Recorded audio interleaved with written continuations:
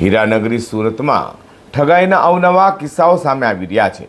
તે સુરતના હીરા વેપારી સાથે કરોડો રૂપિયાની છેતરપિંડીના મામલે એશિયન લેબગ્રોન ડાયમંડ કંપનીના ભાગીદારો અંકુશ નાકરાણી અને સંદીપ જસાણીની ક્રાઇમ બ્રાન્ચની ઇકો સેલની ટીમે ધરપકડ કરી છે। સુરત ક્રાઇમ બ્રાન્ચની ઇકો સેલ પોલીસ પાસેથી મળતી માહિતી મુજબ ચોક બજાર વિસ્તારમાં હોપ ફર્નિચરના માલિક અને ડાયમંડ વ્યવસાય સાથે સંકળાયેલા કેતન પટેલને આરોપીઓએ એશિયન લેબગ્રોન ડાયમંડ કંપનીના ભાગીદારો અંકુશ નાકરાણી અને સંદીપ જસાણીએ લેબગ્રોન હીરાનો ઉત્પાદનમાં મોટા નફાની લાલચ આપી હતી। અંકુશ નાકરાણી સંદીપ જસાણીએ દર મહિને 300 લેબગ્રોન ડાયમંડ તૈયાર કરીને આપવાનો વાયદો કર્યો હતો અને તે અંગે નોટરાઇઝ કરાર પણ કરાયો હતો। આ લોકો પર વિશ્વાસ રાખીને કેતન પટેલે અમેરિકામાં રહેતા પોતાના બહેન બનેવી પાસેથી મોટી રકમ મંગાવી અને કંપનીમાં રોકાણ કર્યું હતું।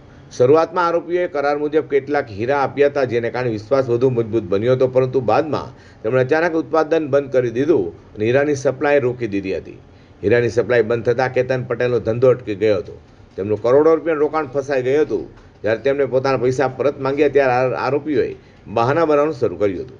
પછી ફોન બંધ કરીને સંપર્ક તોડી નાખ્યો હતો। કેતન પટેલને હવે વિશ્વાસ થઈ ગયો હતો કે તેમની સાથે છેતરપિંડી થઈ છે અને તેમણે સુરત ક્રાઇમ બ્રાન્ચમાં ફરિયાદ નોંધાવી હતી। કેસની ગંભીરતાને ધ્યાનમાં રાખીને તપાસ સુરત ઇકો સેલને સોંપાઈ હતી।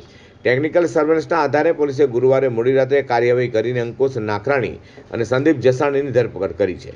શુક્રવારે તેમને કોર્ટમાં રજૂ કરી રિમાન્ડ મેળવવાની તજવીજ હાથ ધરી છે। ઉલ્લેખનીય બાબત એ છે કે હાલ ધરપકડ કરેલા અંકુશ નાકરાણી અગાઉ સીબીઆઈના એક લોન ફ્રોડ કેસમાં પણ સામેલ હોવાનું બહાર આવ્યું છે।